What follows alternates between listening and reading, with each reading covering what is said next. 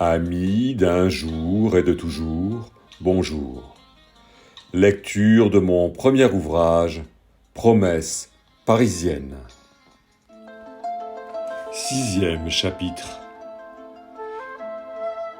Le jour où je fis pleurer le Père Noël.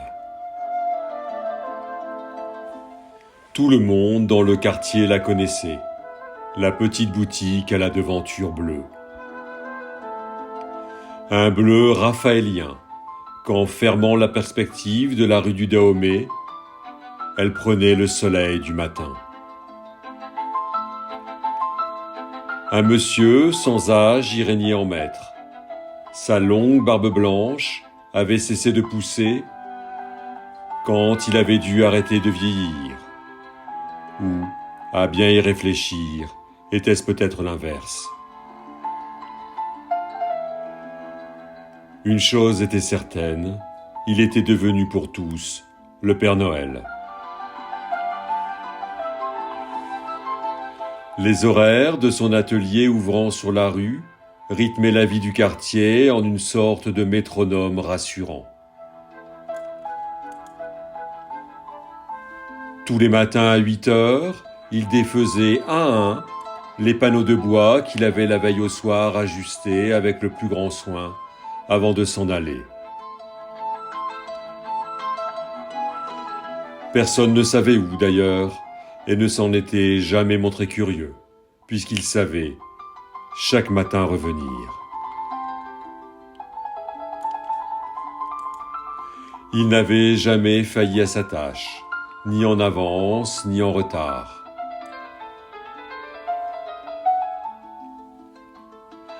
La petite boutique s'ouvrait, se refermait sans que l'on y prêtât une attention particulière. Comme on avait cessé de se demander ce qu'il y faisait vraiment, et s'il parvenait à tirer quelques revenus de sa maigre activité.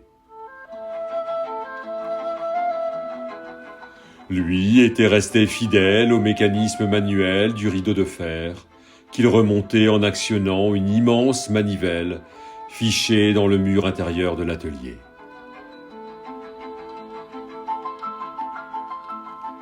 Beaucoup l'interrogeaient sur son obstination à conserver cette machinerie d'un autre temps. « Vous allez finir par vous blesser, ce n'est plus de votre âge, il faut être raisonnable. » Et puis était venu le temps des questions plus insidieuses. « Est-ce bien utile ? Vous avez pourtant déjà les volets qui protègent la boutique. » Il s'interrogeait surtout, sans oser l'avouer, sur ce qui nécessitait la présence de cette double protection. Invariablement, il répondait quand on lui en faisait la remarque. « Dès l'instant où ma barbe ne se prend pas dedans, cela fera encore bien l'affaire. » Comme faisait l'affaire le vieux poêle à bois, peinant à chauffer le volume. Il servait d'ailleurs à tout, portait à blanc les outils, réchauffait la casserole dans laquelle mijotait dès 11 heures le repas, préparé la veille par son épouse, et, ce qui était essentiel pour lui, assurait la présence permanente de café chaud. Une petite cafetière de pionnier en métal émaillé bleu y trônait en permanence, conservant au chaud tout au long de la journée du café qui s'avérait au fil des heures de plus en plus corsé. À partir de ces heures, je le refusais poliment.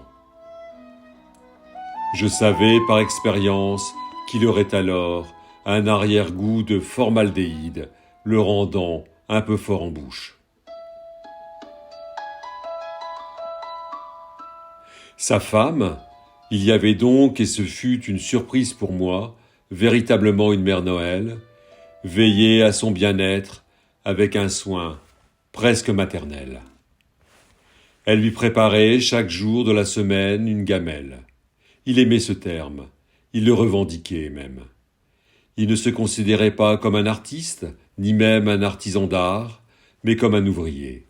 Un simple ouvrier, me disait-il, dont le luxe était de pouvoir travailler seul.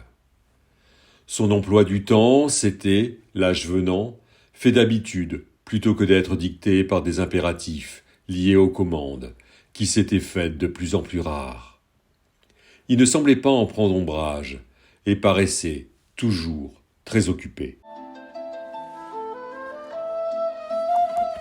Souvent, en passant devant la grande vitre, donnant sur la rue, je le découvrais en proie à une grande agitation.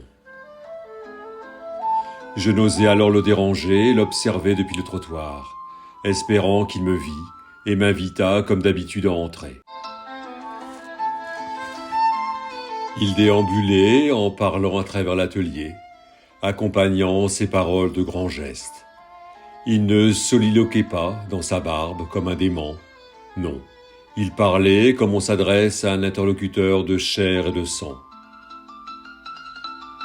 Je ne restais jamais ainsi très longtemps sur le trottoir, craignant d'attirer l'attention d'autres personnes, soucieux de rester le seul témoin volontaire de ce spectacle. À cette époque, je pensais encore n'avoir à défendre que la simple réputation d'un vieil homme.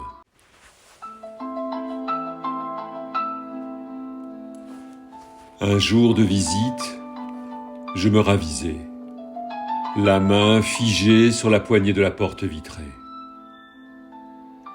Sous mes yeux, quelque chose d'extraordinaire se passait. De ces phénomènes que l'on ne peut imaginer avant d'y être confronté, et qui vous paraissent alors évidents, tant ils se déroulent avec naturel. Il s'adressait aux outils rangés sagement sur le mur et sur les établis. Il les prenait l'un après l'autre. S'engageait alors un long conciliabule. Je crois que je n'aurais pas été surpris de les voir, seuls, s'animer, se mettre à tailler, ciseler en cadence, dans un balai mécanique. Sa barbe blanche régnait sur une collection d'extraordinaires instruments en tout genre. Il se tenait maintenant devant le plus grand des deux établis, qui prenait des allures de porte-avions miniature. Sur son pont s'alignait en un ordre parfait une escadrille d'avions en bois, des handplanes de charpentiers. Ils étaient rutilants. Il y en avait de toutes les tailles. Je fus étonné de l'éclat rouge de leur bois, que je pensais être du santal. Ils semblaient tout droit sortir de l'usine Stanley Toll de Roxton-Pont. À ceux qui pourraient s'étonner de ma connaissance aussi pointue de ce pan de l'histoire de l'industrie nord-américaine, je dois confesser avoir eu à l'adolescence une correspondante canadienne, habitant les rives de la rivière Yamaska, rousse, avec des myriades de taches de rousseur, éclairant un visage poupin. C'est la seule description que je peux en faire. La photo d'identité que le journal de Mickey m'avait transmise était cadrée au ras du menton. Comment s'appelait-elle déjà? Belle Rive? Belle Demeure? Je ne me souvenais que des heures passées à la bibliothèque, étudiant l'histoire de Montréal et de ses alentours, pour trouver la matière des lettres que je lui envoyais presque quotidiennement. Ce fut ma première peine de cœur, car mes courriers restèrent rapidement sans réponse. Elle ne semblait, à 10 ans, n'être particulièrement sensible ni à l'évolution du tissu industriel local de la fin du XIXe siècle, pas plus qu'à la fabrication des rabots. C'est en apercevant une boîte de clous éventrée dans la vitrine que la mémoire me revint. Lapointe, Julie Lapointe. Comme dans un jeu, il se saisissait des rabots, les déplaçait en les faisant glisser dans les airs. Courant soudain vers un coin de l'atelier où s'empilaient des cartons et de grandes boîtes en bois. Il ouvrait une caisse et en extirpait un nouveau modèle qui venait rejoindre la formation sur l'établi. En écrivant ces lignes, je réalise que c'était tout autre chose qui s'était joué ce jour-là. Il avait commencé l'inventaire. J'avais récupéré quelques jours plus tôt de grands panneaux de gomme dans les locaux d'une ancienne imprimerie que je venais de vendre. Désirant m'initier à la linogravure, je voulus lui racheter ce matin-là 2 gouges, jambes de chien, dont j'avais constaté qu'il en possédait plusieurs de taille identique. Ma démarche dut le froisser, car pour la première fois, son ton se fit cassant et il écourta ma visite. Je m'en voulais d'avoir, par ma maladresse, brisé le lien que j'avais eu tant de mal à établir. Je ne sais ce qui me mettait le plus mal à l'aise, le fait de l'avoir blessé en lui signifiant peut-être qu'il avait fait son temps, ou qu'il ait pu alors penser que ma venue depuis des années fut purement intéressée. Je vivais comme un sacrilège d'avoir introduit une dimension mercantile dans notre relation. Même si à la base, celle-ci était commerciale, je ne pouvais le nier. Il y avait bientôt 5 ans qu'il m'avait prié de venir estimer la petite boutique, comme il l'appelait. Je compris que la maladie de sa femme leur avait fait envisager de quitter Paris pour vivre plus sereinement, en province, dans un petit village de l'Ardèche, s'il m'en souvient. Nous n'avions jamais reparlé de cette estimation, et les années étaient passées. À chaque vente que je réalisais dans la copropriété, il me disait en souriant « Cela a encore augmenté alors, mais le Père Noël est immortel, ne l'oubliez pas. » J'appris, et cela me toucha, qu'à chaque fois que mes confrères des autres agences frappaient à son carreau lors d'une prospection, il les informait, espiègle, que le Père Noël avait déjà son assistant.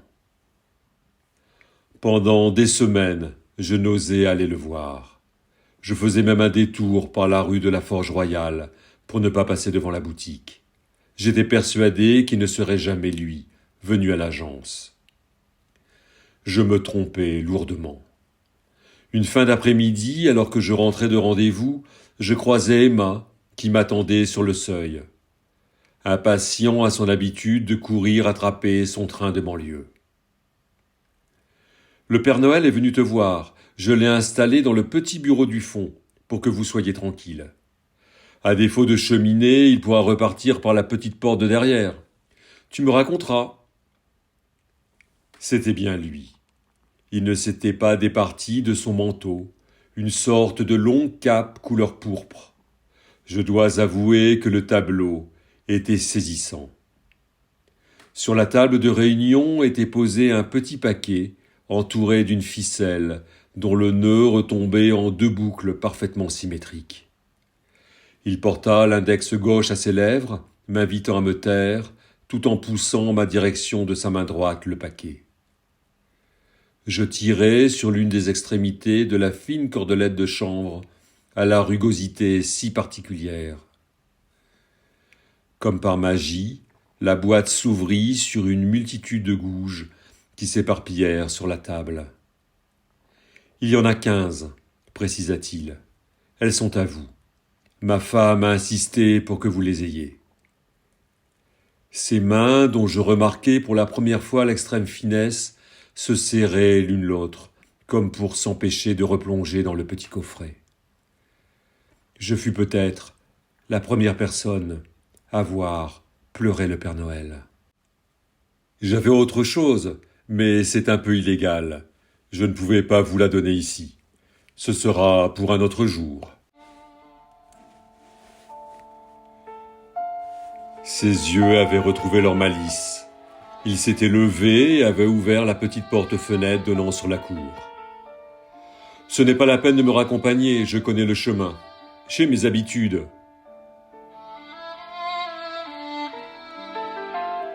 Était-ce lui qui, par pudeur, avait attribué ce geste à sa femme?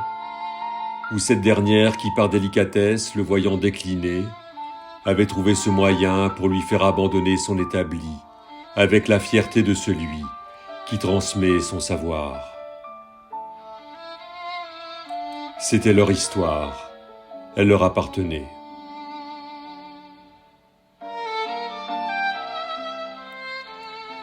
Les rapports qu'ils entretenaient tous les deux se révélaient être la plus belle des invitations à l'amour, au véritable amour, celui qui se nourrit des gestes du quotidien. Ils avaient leurs univers respectifs, mais pas de ces jardins secrets qui, souvent, au fil des ans, prennent des allures de parc. Chacun d'eux veillait simplement à préserver l'autre de ses propres soucis. Je ne l'avais ainsi, elle, jamais vue à l'atelier, et lui ne serait jamais revenu plus tôt à leur domicile, pour ne pas qu'elle s'inquiétât des causes de ce changement d'horaire.